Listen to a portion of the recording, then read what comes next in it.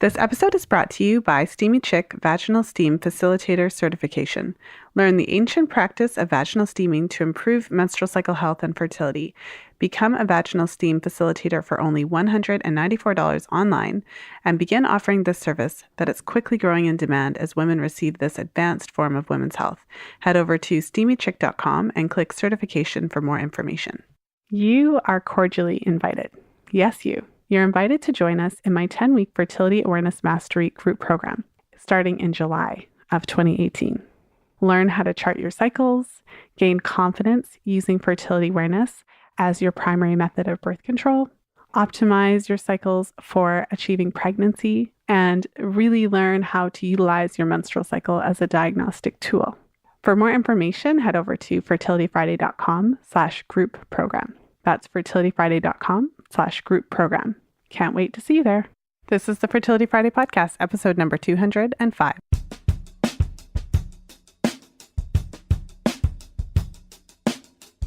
Welcome to the 205th episode of the Fertility Friday podcast.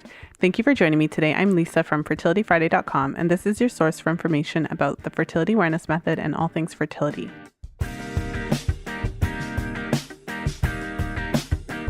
Today I have a special episode for you. For those of you who are newer listeners to the podcast, you may or may not know that for the past couple of years, every now and then I've been doing episodes with real women who are part of my Fertility Friday Facebook community.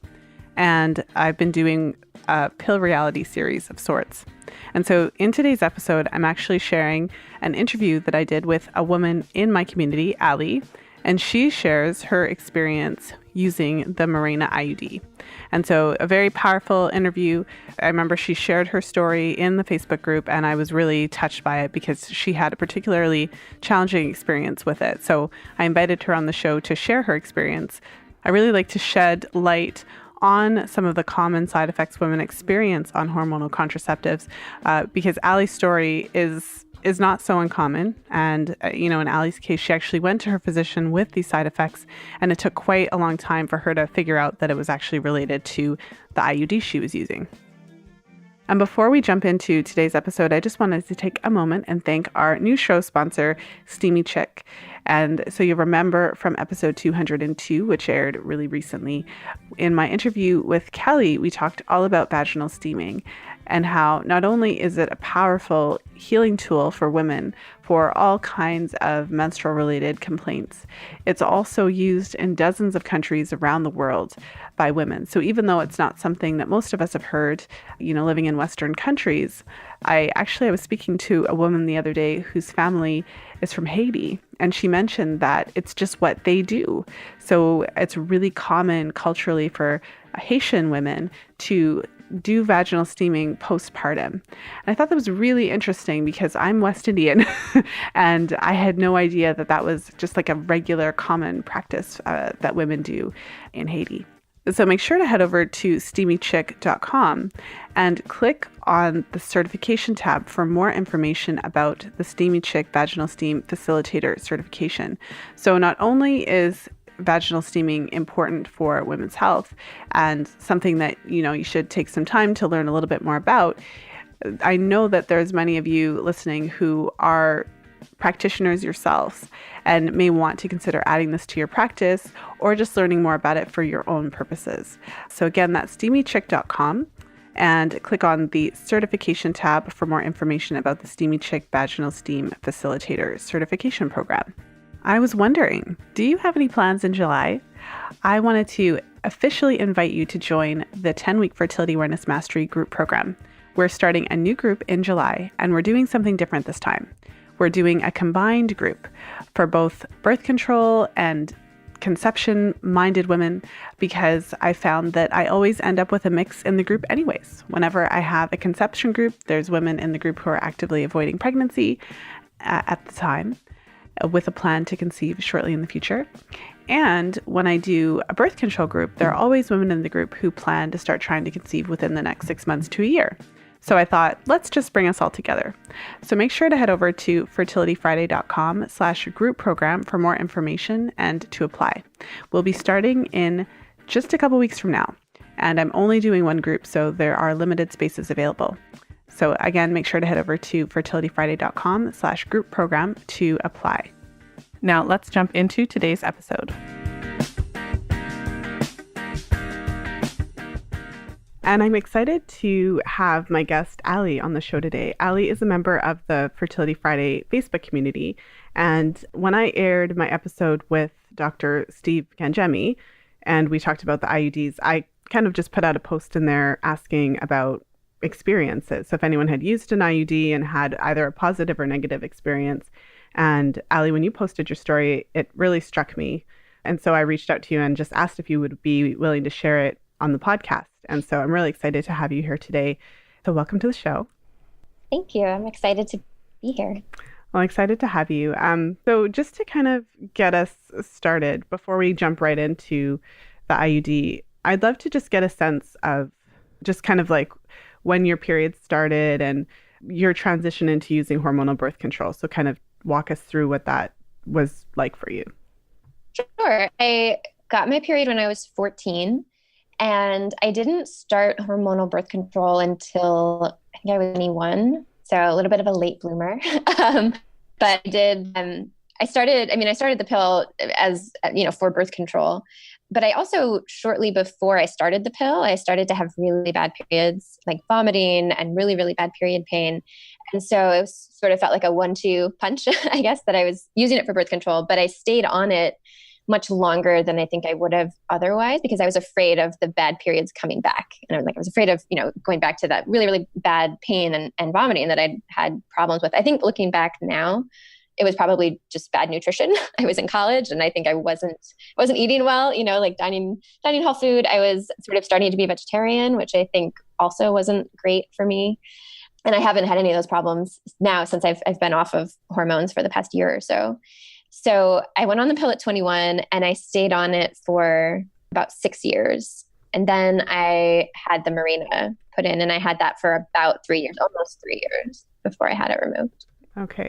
Well, one of the things that I always say is that, it's protective in your case that you were a late bloomer, as you called it, in the sense that when you don't jump on hormonal contraceptives right away, at least your cycle is able to kind of mature and grow, although your experience of it was not pleasant. I'm just curious, your experience. So kind of by the time you were 18, 19, 20, did you find that your cycles were like, how were they? Were they irregular? Were they predictable in terms of their length, even though they were super painful and ridiculous? Yeah, they were regular, but they were getting longer. So I think generally, I was not paying good attention to my health when I was about 20, 21. And that's when I started having real problems. But before then, they were pretty much fine. I had some cramps, but they were normal. My periods were normal length, about 30, 32 days or so. So I obviously wasn't charting, so I don't know exactly. But yeah, I think my periods were pretty normal when I was around 18, 19. Yeah, it's interesting because even if you're not tracking, it's kind of like if they were fairly regular, you wouldn't have noticed anything. So, but if they had, you notice if they don't come every 2 months. So then it's kind of, even though you weren't tracking, you still have a sense of generally what they were like. So let's talk about the pill then. So you used the pill for 6 years, and generally what was your experience there? So that was age 21 to 27. Right. Yeah. So I think, again, this is in retrospect, I think I did have, especially issues with moodiness that at the time I did not attribute to the pill, but looking back, I definitely think that I didn't have my normal emotional kind of spectrum. I think I was a little more emotionally fragile, I guess. I started crying more. And I think at the time it was easy to attribute that to being in a relationship and the things, the reason I went on birth control was being sexually active and things like that. Yeah. But looking back, I definitely think there were mood issues. I also found out that I had a B12 deficiency when I had been on the pill for maybe 4 or 5 years. And that helped when I started taking B12 supplements. I think probably also the vegetarianism wasn't great for that. But there are definitely issues that I had on the pill. I mean, I feel so much better now than I did even when I was on the pill before the Mirena. So I definitely think it was affecting my health in sort of subtle ways. But nothing really stood out as being catastrophic health-wise during that period. Yeah. Well, and it's interesting because there's never just one thing. So it's interesting that all these different factors that were contributing. So we can't just say okay, the pill caused all the stuff, but we can kind of look at that and say, I wonder how it contributed. And so then after the pill, you decided to go on the Mirena. Just curious, what was was there a reason for it? Was it convenience or like what a reason for the switch there? Yeah, I mean, so it was a combination of being afraid of getting pregnant basically, and like not always trusting myself to take a pill at the same time every day, which felt like a lot of mental energy sometimes, like just to remember like every single morning at the same time. So that was part of it, like just wanting to not have to think about taking a pill every day. But I also was really attracted by the idea of the lower dose, which is what a lot of doctors say about the Mirena, that it's a really low dose. It's local, it's sort of administered to your uterus and it's not systemic. That was definitely something I was told. It's not systemic, which I do not think is the case anymore. But I was attracted to that too, because I never loved the idea of being on synthetic hormones, but I wanted a really reliable method of birth control. So I sort of put up with it. And so Mirena seemed like a better option all around. So that, yeah, those were the considerations that I had in my mind when I decided to get it. Mm-hmm. And so then you were on it for 3 years. So maybe you could kind of walk us through what your experience was like while you were taking it.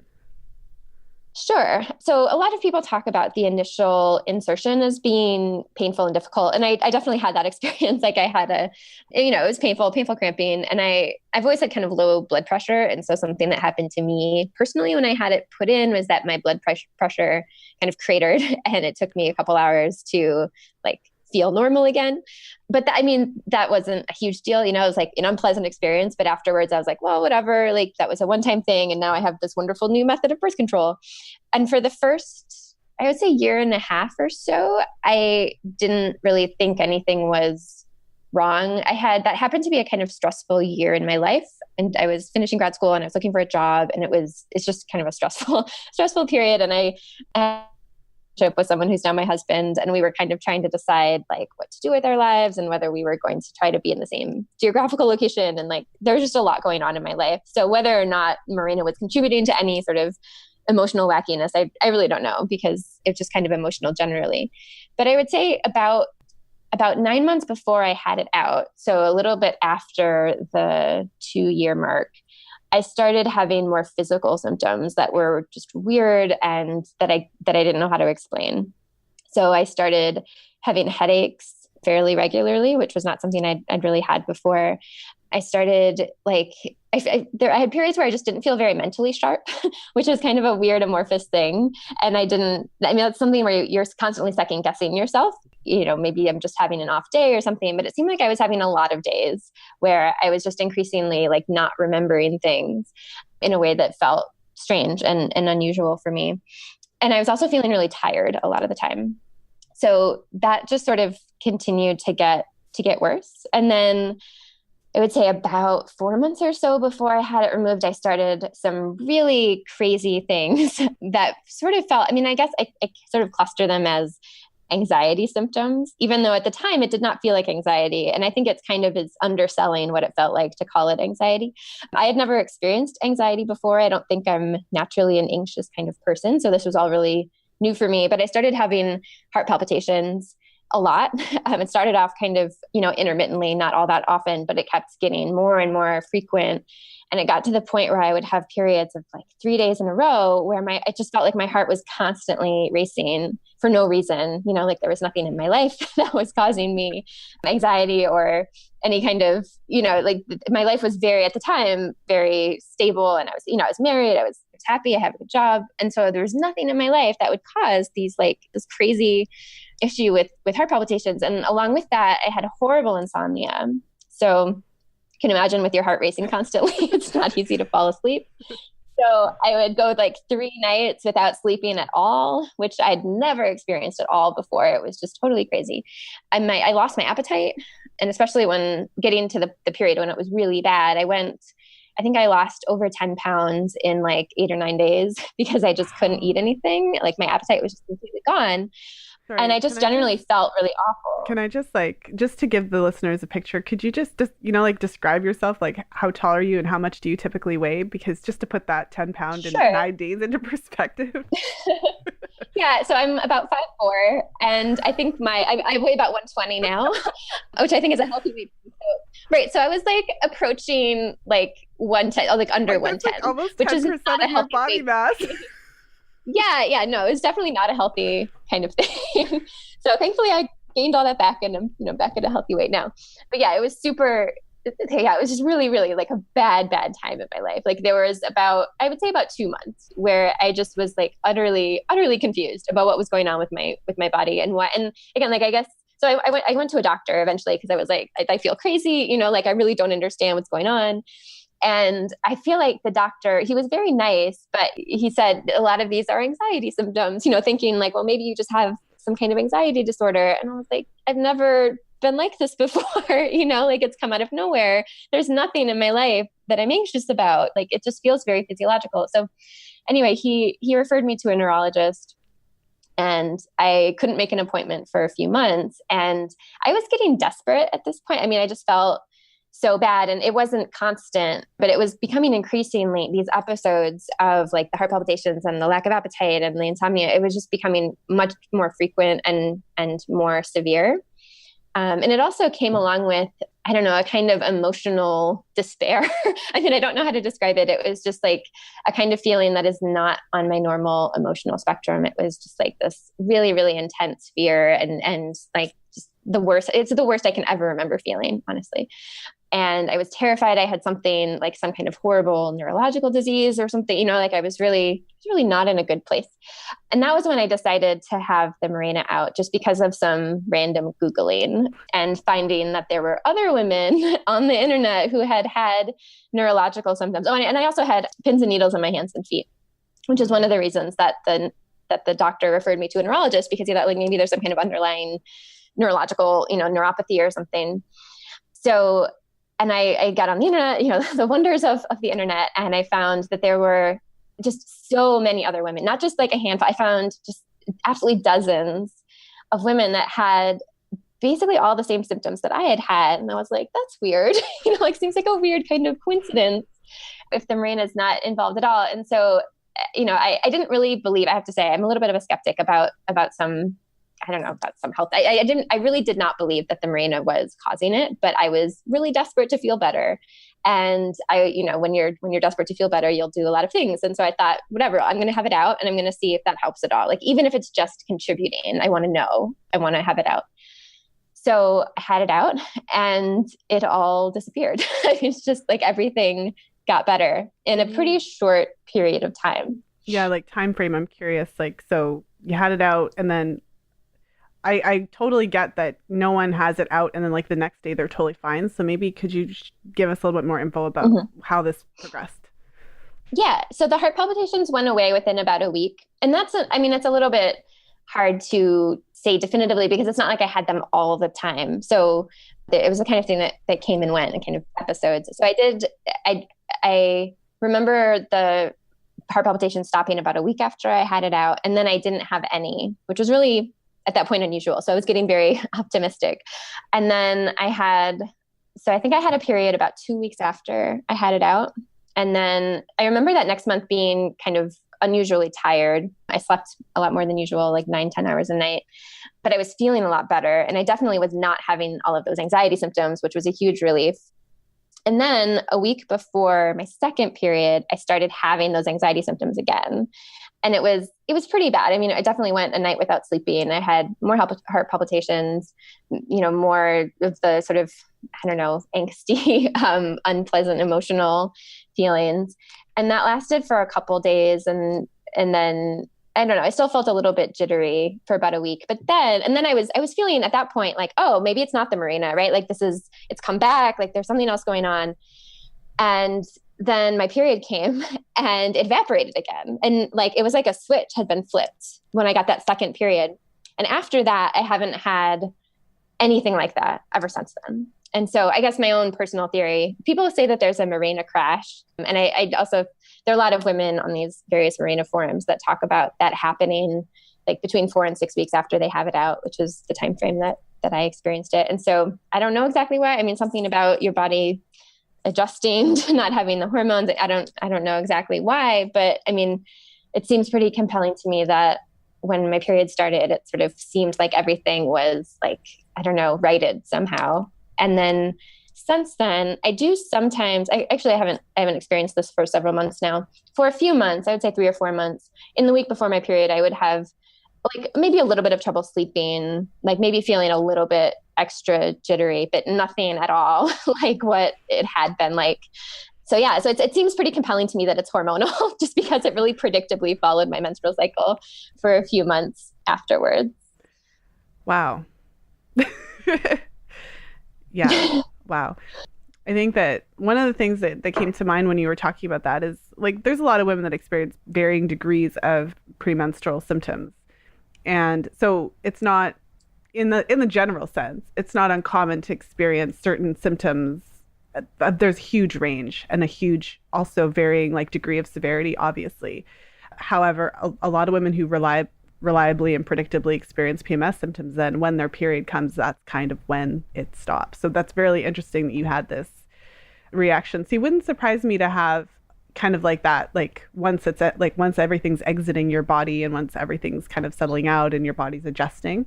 But what I find compelling, and I think the listeners would attest to that as well, listening to your story, is just that, you know, in this day and age, like you can't really get up and say like this thing caused that or whatever, because it's never just so black and white.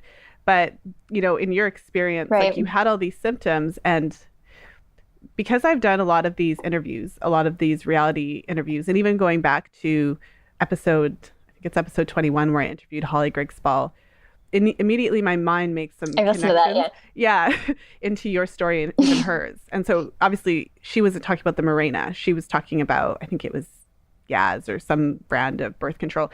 And so in her experience, she had all these specific paranoid, crazy thoughts. Like I remember her describing, like, it's like if her partner was like late coming home, she would think he was dead or something like that kind of level of paranoia. And she just thought like it was just me. But then when she again went online and found other women who had taken the same brand of birth control, they were experiencing and expressing basically the very same types of symptoms and feelings and paranoia. And so to hear you say that you had these specific random, very strange, harder to put into words type symptoms, but then you found essentially like your people who had taken the same drug as you and experienced the same symptoms. I mean, I don't know, how do you feel about that? Like, I don't know, what was going through your mind when you actually, and then after, like during, but then after, when you took it out and you realized it was that, like what has gone through your mind after all of those things? Yeah, no, I think that really hits home to me. One of the things that I've seen over and over and over and over again in these forums where women talk about Mirena is, first of all, anxiety, feelings of anxiety. And again, like I would not have put that label on it. I put that label on it after the fact because I do think, you know, like those are kind of anxiety-like symptoms, but it really didn't feel like that at the time. It felt far, far worse than what I think of as anxiety. But the other thing I saw over and over again, and this was also a comfort to me, especially in that one period when I had the kind of relapse, the Mirena crash or what, you know, whatever it was after I had it out, that so many of these women are utterly, utterly convinced that they have MS or that they have some kind of, you know, really serious. And I also, you know, like when I went to the neurologist for the first time, it was actually during that period when I had some of the symptoms again, that week before the second post-Mirena period. And so that really freaked me out because he was definitely like, like something's really wrong with you. You know, like my reflexes were not what they were supposed to be. And my heart rate was like, you know, really accelerated and things like that. And so he ordered an MRI and my MRIs were all fine. But there are so many women on these forums that had pretty much the exact same experience of being referred to a neurologist for neurological symptoms and being terrified that they have some kind of like really serious neurological disorder and having MRIs and they're fine, which is what happened to me as well. And, you know, it's a relief for these women. I think a lot of them, because they still don't know what's wrong. They still have the Mirena in them and they haven't figured out what it is causing things. It can also be frustrating not to know. But I think that's, for me, one of the things that I felt really hit home to me. It was like this kind of fear and terror about like not understanding what's wrong with your body and thinking that it's some kind of really serious issue. Well, and you may have just answered this question, but, you know, a couple of times you've said, like, it was hard for me to put these feelings into words. Now, like, we basically use the word anxiety because when you say anxiety, we all kind of get what that is. Like, it's a term that kind of orients us as to what you're feeling.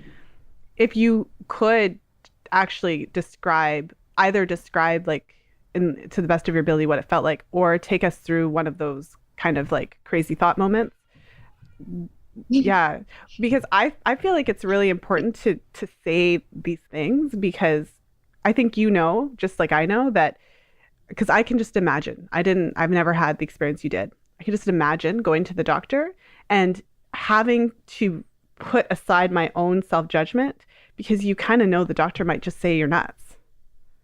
Yeah, exactly. I was very afraid of that actually. Yeah. Yeah. So when I went to see the neurologist, I was definitely, and in a way, like I think part of the reason I was so afraid after my neurologist appointment, the first one, was because I kind of did expect him to just say, "Oh, like you're nuts, like you're fine, there's nothing wrong with you, go away." And he didn't say that. He said like, he said I was hyper reflexive and that there might be something really wrong with my, with my spinal cord or with my brain, and that and I sort of wasn't prepared for that. And I think that's part of the reason I was really afraid after that. But I think the way that I would describe that feeling is it felt like fear. It felt like this like overwhelming sense of fear and despair in a way that I had never really felt before. And I think like it was related to the fact that I didn't understand what was going on with my body. And I was afraid that there was something really wrong. So like there was a reason for it, but it also felt way out of proportion with how I would normally respond to something, even something serious like that. And so when I was not in those episodes and there still was this prospect, maybe there is something wrong with my health. I don't know what's wrong, but I could sort of be more rational about it and say, well, like my life will go on, like that doesn't mean my life is over. There's no point in worrying about something that I haven't, that isn't actually the case. But there was just a sense of like overwhelming fear and dread when I was in these episodes that was really hard to break out of. It just felt like this kind of overwhelming emotional despair. And that was, I think, the most terrifying thing was worrying that emotional state would be something that would happen to me regularly. It just like, I don't know, it felt like I became sort of a non-functional person. I've never struggled with depression or anxiety or anything like that. And I think after going through this experience, I have a lot more empathy for people that struggle with those things because it was so much out of my control. Like there was no way to talk myself out of those feelings. So yeah, it was really intensely disorienting. Well, and something that comes to mind, so I've spent a lot of time like reading a lot of scientific literature, and I find it very interesting on a lot of different levels. So, and I don't mean the literature itself. In a sense, I'm referring to the whole paradigm of science.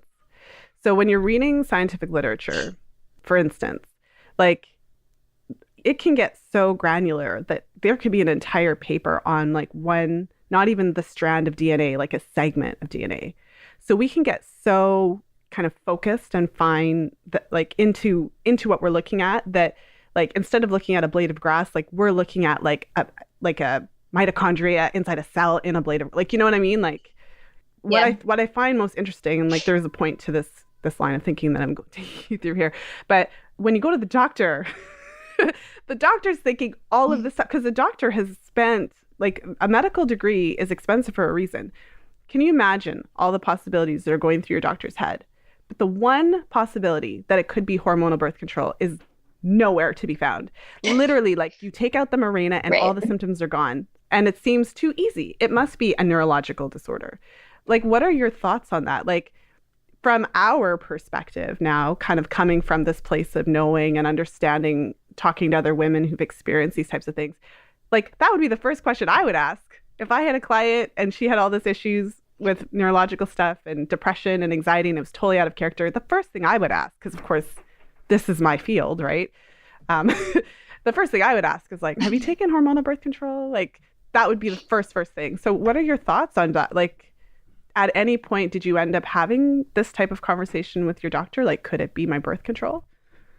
No, it didn't. And in fact, I've tried to raise it with my neurologist since then because I keep having these follow-up appointments and I go back and I'm fine. And he's like, why are you fine? This is so confusing. And so I've tried to raise that and to say like, I was on, I had this IUD and I had it out and I started to feel a lot better. And I've been feeling like way, way better and not taking any synthetic hormones. And I think that's really good for me. And he's like, well, yeah, but like, what was wrong with you? Like I still need to figure out this puzzle.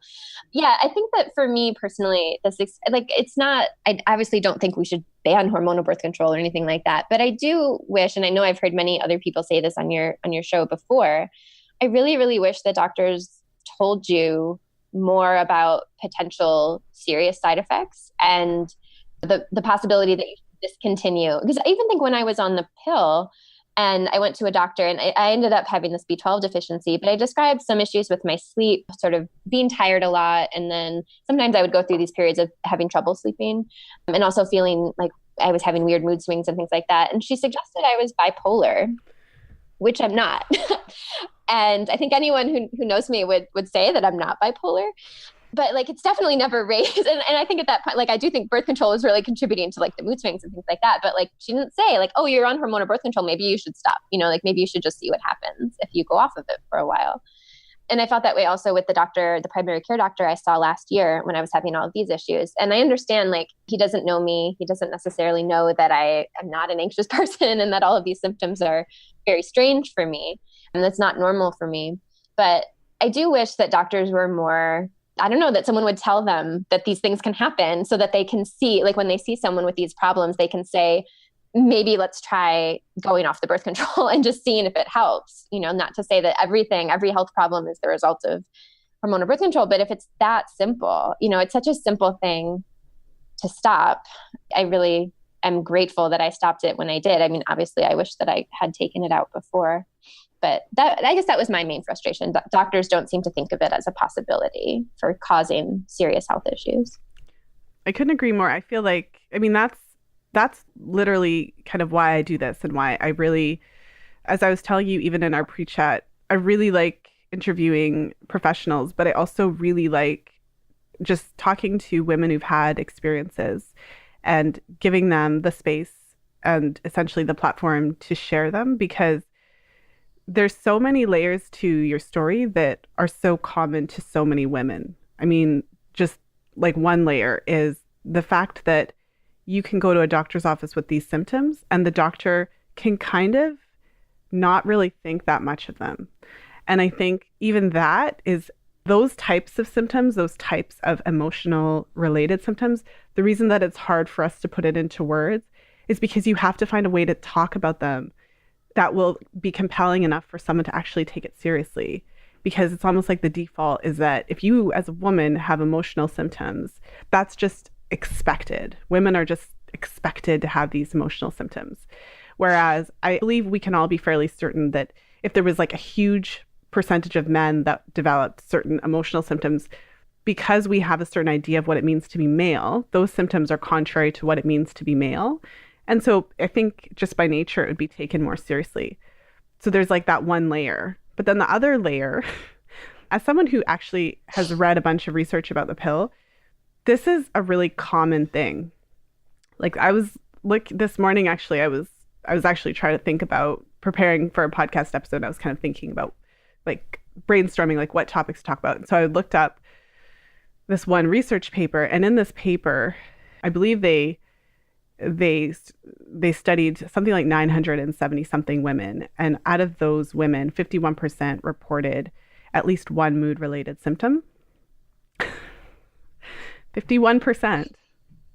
And so what's most interesting about the discussion that we're having here about doctors and what you're saying, which is like, I wish they would either A, know that these things could be related, or B, like suggest even just as a trial to come off of it, to even understand that it could potentially be a factor. The challenging part of that is that there's research to show that there is a link. So all of these women who are taking these contraceptives, who are affected in these ways, who are struggling to come up with ways to describe how they feel out of trying to find the perfect language to describe their feelings because they know that they may not be taken seriously. Meanwhile, there's literally like hundreds of scientific papers, not only that describe that it happens, but why? Because of the hormonal changes that occur as a result of it. Oh. It's just... Yeah, absolutely. Like, I feel like my entire like way of thinking about my body has like utterly transformed in the past year. And part of that is charting, because I think charting is really, really powerful. But I also think, yeah, like it's a totally different way of thinking about your body that we're not taught, that, like, it's just not the way I think in the popular media and the way that we're raised to think about women's bodies. We just don't sort of, I think enough about our the relationship between our hormones and our emotional state, and the fact that you can physically like make your hormones healthier, and that will improve your mood and improve all sorts of other things about your life.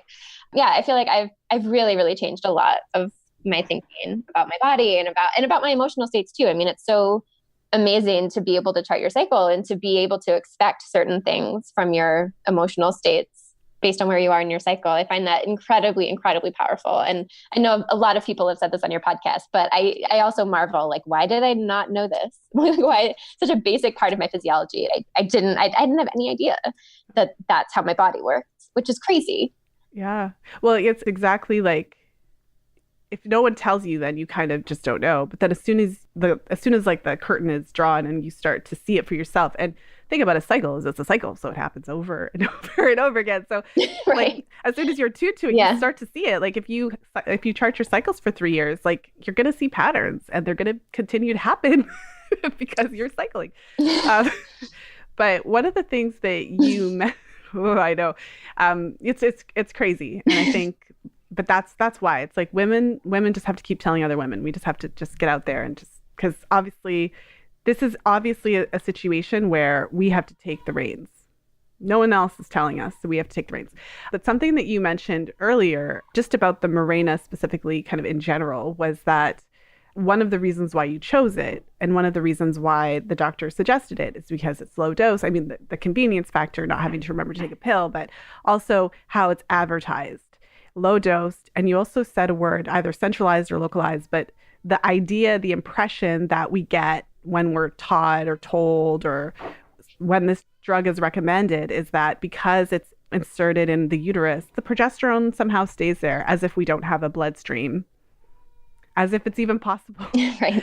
So let's just like basic circulatory system, like people, there's no such thing as the progesterone stays in your uterus. Like, let's just like, please, can we just, anyways. Right. But I know you had some thoughts on that you wanted to share. Yeah, absolutely. Well, I think one of the moments that really gave me pause back when I still had the IUD, and I think this was before I had any of the really serious health issues, but there was a study, that big Danish study, right? I think it was Danish, of like a ton of women, and they found a correlation with depression, and it made a lot of big news. And one of the things that was kind of buried in some of the articles was that Mirena, and I think also progestin only pills, had like a 3 times the rate of depression in these teens as the birth control pill. And I remember reading that and being like, well, that's weird. Like, why would that be the case when I was told that it's local, like it's not supposed to affect the body systemically? Why on earth would it cause higher rates of depression than the pill? I think that was one of the moments when I started thinking like, maybe I wasn't told like the real story about how this would affect my body.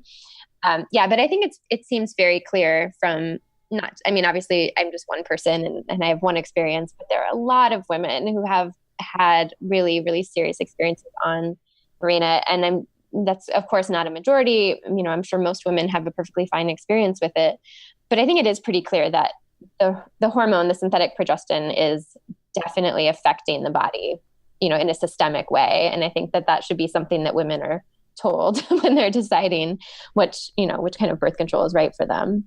Yeah. Well, and I feel like what you said is really important. It's not like the message here isn't no one should ever use Mirena. The message isn't like Mirena is horrible for everybody, or everybody has your experience. The reason that I do these episodes is because, well, you actually did have this experience, right? Like, you are a person who had this particular experience with Mirena.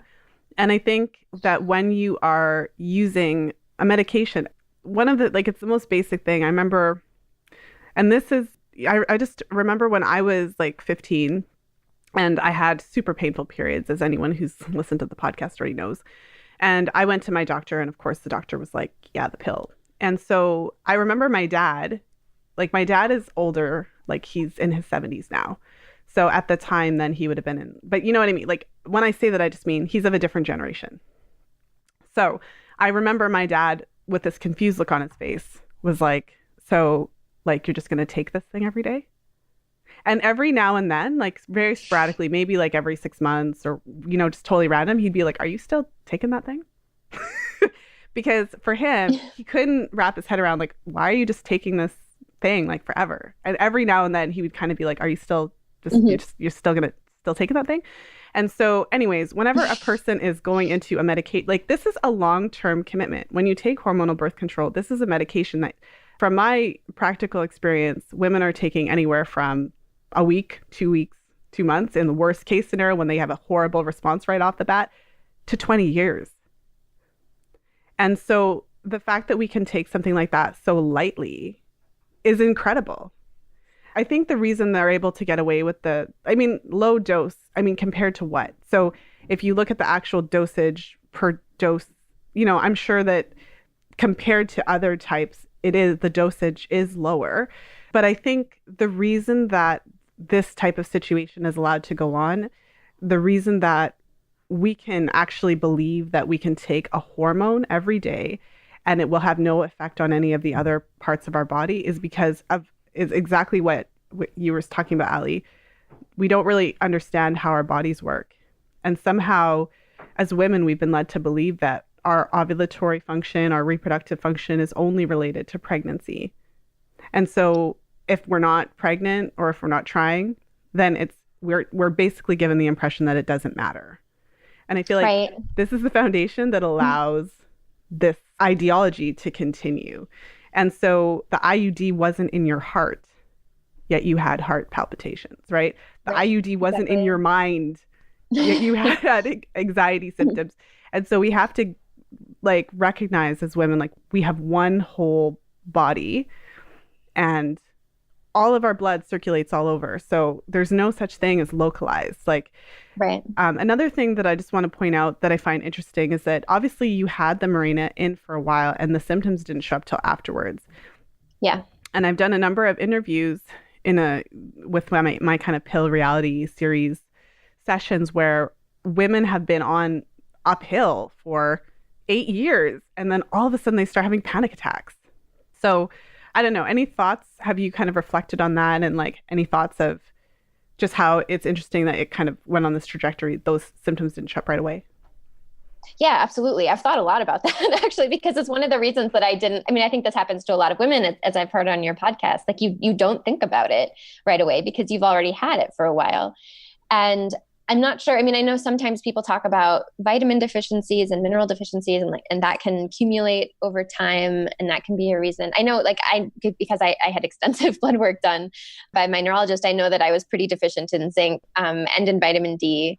So I don't know if those things were contributing to my issues. I also actually think I recently started taking magnesium supplements because I continued having problems with headaches even after the Mirena was removed. And they seemed like hormonal headaches. They were always at the same time, when my period started every month. And since I've been taking magnesium, I haven't had any headaches. So I think maybe I also had a magnesium issue. But I feel like this is one of the weirdest things that has happened to me. Maybe this is a digression. I used to be literally addicted to chocolate, really dark chocolate, really, it was an expensive habit, the nice, expensive dark chocolate. And I would literally plan my grocery trips around having sufficient chocolate in the house. I had to have, I had it every single day. I couldn't conceive basically of having a day without chocolate. And I just thought that's how I was, I really like chocolate. And I started taking magnesium supplements and all of a sudden I just don't think about chocolate anymore, which just totally blew me away because I don't know, that I didn't really believe that women crave chocolate because of magnesium. But anyway, I feel like that's one of the weirdest things that has happened to me in the past few months. So I think magnesium. Yeah. I feel a little sad now that the chocolate was a big source of joy for me and I still like it, but I definitely don't crave it intensely the way that I used to literally every single day. I'm really excited to not have those headaches anymore because they were not fun. And I never used to have that problem before Mirena. So I don't know if that was a lingering issue or not. I also, to get back to the question of why it was delayed, I don't know. This is just from reading stuff on the internet. I'm not a specialist in any of these things. I know that some people say that it's not the same as taking a pill every day because it's not necessarily exact as far as how much of the progestin Mirena releases at any one time. So I don't know if maybe it suddenly started releasing more and maybe that was why I started having more issues. I don't know, but I'm obviously really thrilled that it got much better after that element was taken out of the equation. Well, and I guess any last thoughts? You've shared your experience with it. There's a lot of women out there that love their Mirena, and you probably didn't mind it either. And Yeah, so I if loved someone not had, taking a pill. yeah, like if someone had shared this with you kind of at the beginning stages, you'd probably been like, oh, that's too bad for her. Like, I really like mine. So just Yeah. kind of to bring us to a close for interview today, like, what is the message? Like for the listener, for the woman who's listening, for information's sake, for the woman who has the Mirena in and is just doing her due diligence, for the woman who just got hers out and is totally on board with you. Yeah. I don't know. What is the message that you want to share?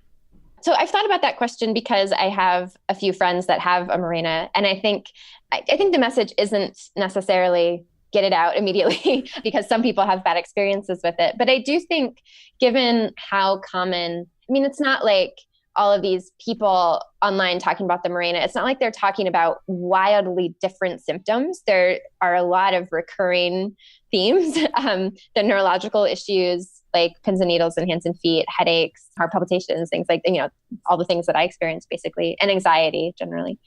And I think that I think it is just good to be aware and on the lookout for those kinds of symptoms. Like if you have any emotional weirdness, if you think that you're not sort of acting like yourself, at a certain point, I started to feel like I was losing myself, that I just didn't feel like the person that I had always been. And I think if anything like that starts happening, then get it out and see what happens. But I think that's my main frustration with how doctors talk about birth control, and that I wish we talked more about being on the lookout for these potential side effects and being aware that they can be related, to the birth control.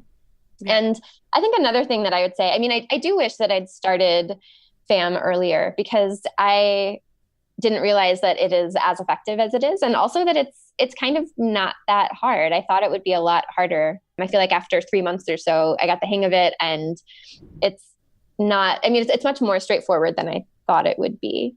So I think that's another thing I wish I'd known earlier, that there is an alternative that is reliable and a workable solution for a lot of women. But I assume people listening to your podcast know that already. So maybe that's less than helpful. Well, from being in my chair and hearing from listeners and all that, like there's a lot of women who discover the podcast kind of every day. So there's a lot of women who listen who literally this is their first foray into it, or like they discovered this 2 weeks ago. So hearing from someone who actually has transitioned successfully from birth control, who's using FAM for birth control and successfully, like it's a birth control method. It works. Yeah. When you know what you're doing, it works. I'm like 16 years and counting here. Like, yeah, both of my pregnancies were very planned. And then the rest of for the other years, it was all. So anyway, so I think that is very helpful. And I think those are excellent words to end on. The purpose isn't, I do a lot of pill bashing. And so I think everyone kind of knows where I stand. But my whole thing is that I just believe that if we have all the information, then we can make informed choices. I still believe that for a lot of women, for certain periods of your life, hormonal birth control may be the best option. But the caveat is you need to know the side effects. You need to know what to look for. I love what you said, to be on the lookout for these things, because ultimately that's all we are asking for. Every woman who I've interviewed about this, it's literally like someone should have just told me that these things could happen, so that when they started happening, I would have known, and then I could have just gotten off of it earlier, and I could have saved myself 2 years, 6 months, 4 years of panic attacks or neurological symptoms. Like, that's scary. You thought that you could have MS. Like, good grief. Yeah, it was terrifying. It was really scary. Like, could we just tell, like, could you just warn a girlfriend? Like, could you just warn, like, anyways. So I think, yeah. I think we're pretty clear where we stand here. Allie, I just want to thank you so much for being on the show and for being so open and candid with your experience. Thanks for having me. You're welcome. I know how many women this is going to touch, and I just really appreciate you coming on the show to share your experience. Yeah, I'm happy to. I think we should talk about this more. Yeah. All right. Thank you for listening. If you enjoyed today's episode, please share it with a friend. You'll find the show notes page for today's episode over at fertilityfriday.com/205. I hope that you enjoyed my interview with Allie. It was such a treat to have her on the show, and I really appreciate it. I just want to say thank you on air to you, Allie, for coming on the show and for sharing your experience and your story so openly. I believe very strongly that it's important to create the space for women to share their experiences so that we can all learn from them, so that we can really get a sense of what real women are experiencing. And so, of course, the message isn't that, every single woman who uses Mirena is going to have the same experience as Allie, but it's more information. So, we need to know when you have an IUD inserted, it is a long-term play. It's something that you typically don't, get inserted to use for a month or two. Most women who, go to the trouble of inserting an IUD have every intention of using this method of birth control for several years. And, with that in mind, it's so important when you're making a commitment like that, even if it's a hormonal contraceptive. In a different example, because most women, again, don't necessarily use a hormonal contraceptive for a month or two. Typically, they're using it for many years to manage their fertility with a long-term play in mind. So it's so important as women for us to be very, very clear on what to expect when we use it.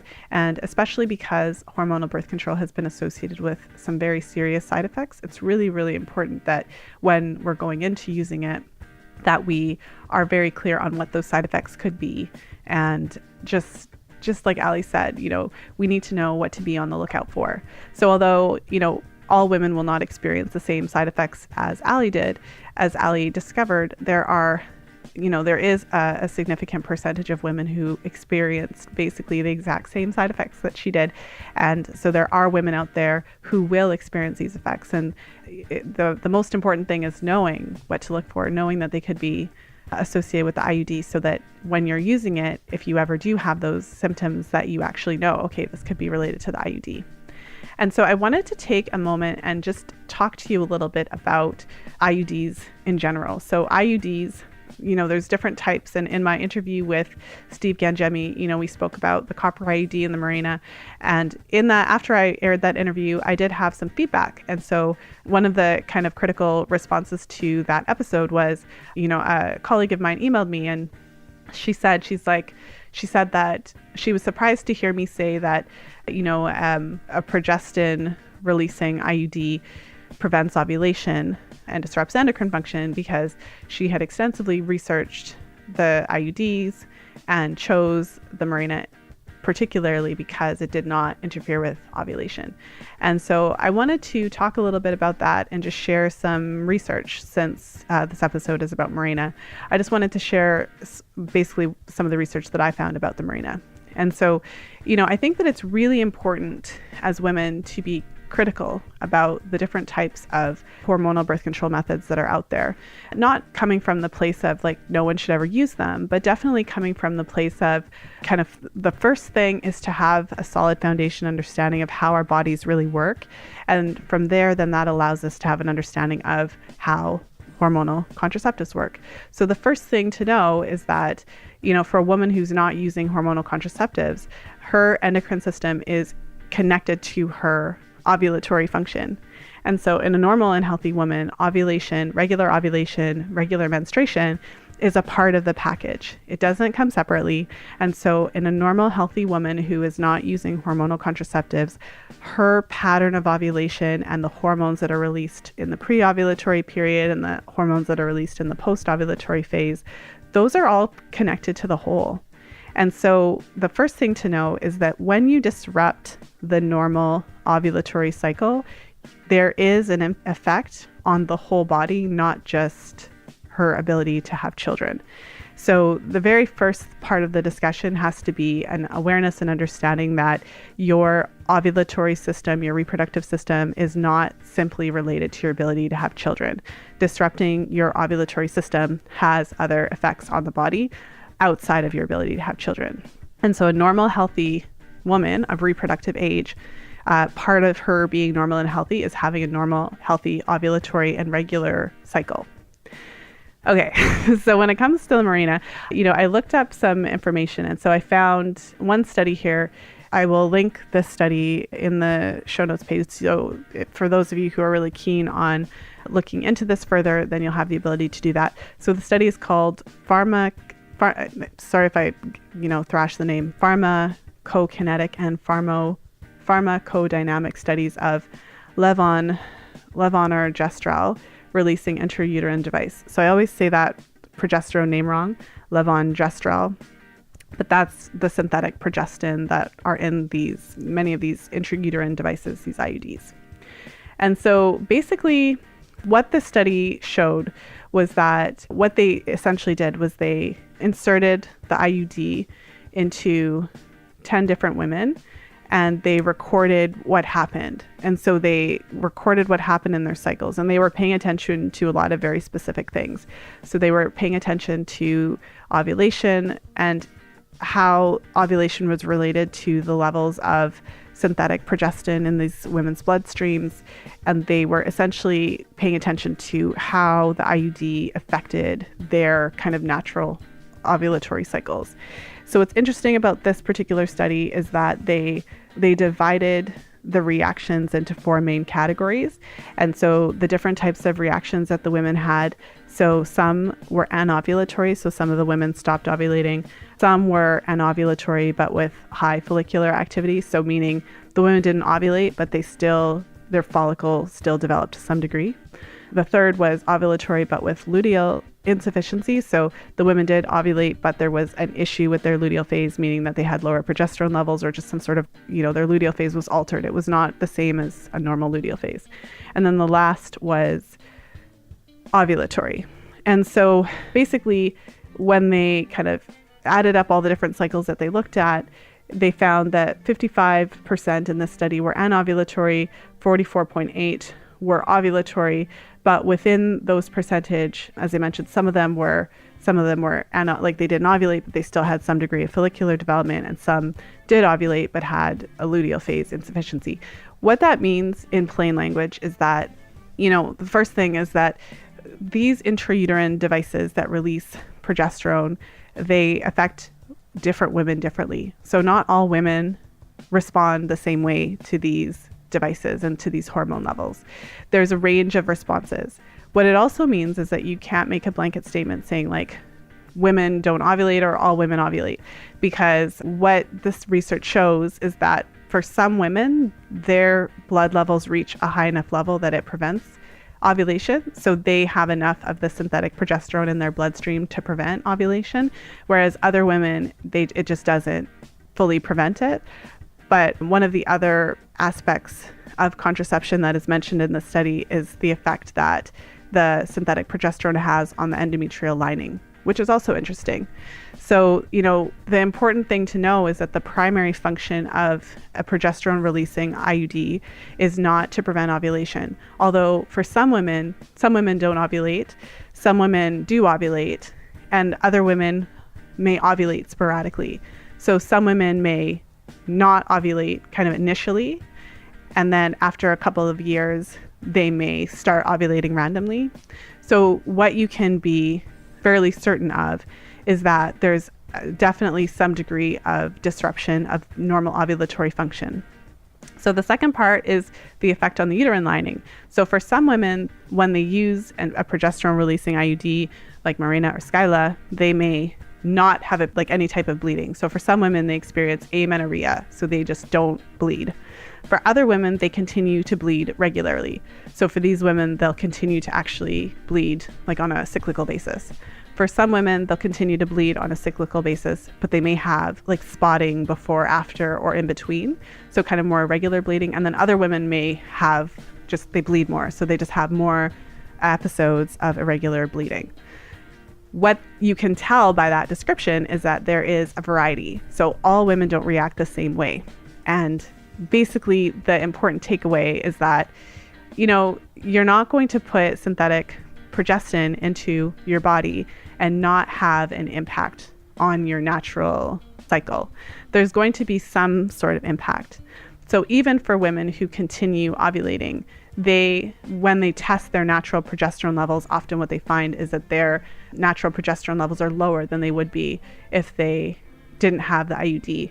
And so pulling it back, if a normal healthy woman, if that is characterized by her having a normal ovulatory kind of regular menstrual cycle, and that is associated with fertility, so she's able to conceive, in order to create a birth control method that is effective, that prevents her from conceiving, it has to interfere with that natural process in one way or another. So there's no scenario where you use a hormonal method of birth control or even a non-hormonal IUD, and it has no effect on the body physiologically or hormonally. It has to do something to prevent you from getting pregnant. And the other thing that was really interesting in the study was that they tested the level of synthetic progestin in a woman's bloodstream. And so they found that the women whose cycles were anovulatory had a higher level of synthetic progesterone in their bloodstream, whereas women who continued to ovulate had a lower level of progestin in their bloodstream. And, the key point in that statement is in their bloodstream. So just like in the interview with Allie, we talked about how, the IUD was not in her heart, yet she had heart palpitations. So what's important to know is that, the whole concept or idea that when you have an IUD in your uterus, it is localized. And somehow that means that the progesterone, the synthetic progestin, doesn't travel around to other areas of your body. That's not a real thing. It's just not real. So this intrauterine device releases the synthetic progesterone into your bloodstream, and your blood runs throughout your whole body. And so therefore, there is no scenario where the synthetic progestin stays in your uterus. Like, that's just not a real thing. So in the very same way that if you were to go to a beauty counter and you were to buy some perfume and you were to spray it on your skin, the perfume and the chemicals and the synthetics, the xenoestrogens and all that stuff from that perfume is absorbed into your bloodstream and then has to be taken through your liver, where your liver breaks down those chemicals and then filters them out.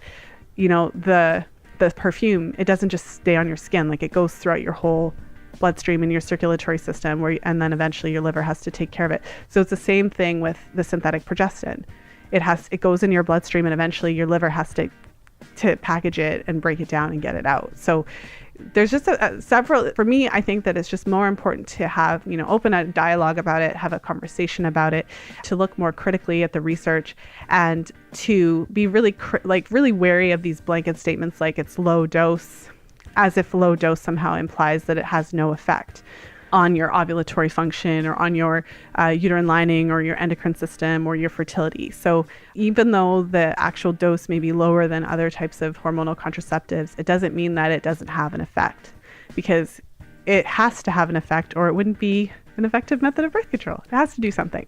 And so this particular study that I'm referring to is very interesting because it shows how this one particular drug affects women in completely different ways. And before you get it inserted, you don't know how it's going to affect you. So for some women, they'll continue to actually have that sense of that they're having their periods and all of that. So it gives this illusion that your cycles are normal and everything is the same and all of that, because you're still bleeding and you from what you've read, you're still ovulating. But I think the important thing to know is that not every woman has that experience. And even if you continue to ovulate, it doesn't mean that ovulation is happening normally. It doesn't mean that you still have the same levels of your natural hormones in your body, because you can't have artificial hormones put in your body and still maintain like the normal hormonal levels that you had before. There's always a balance in your body. So if you have an influx of synthetic hormones, that's going to put off balance. It's just going to put off your natural hormone balance. So it's for the very same reason that when women cut down on their xenoestrogen exposure, that's something I've talked about a ton on the podcast.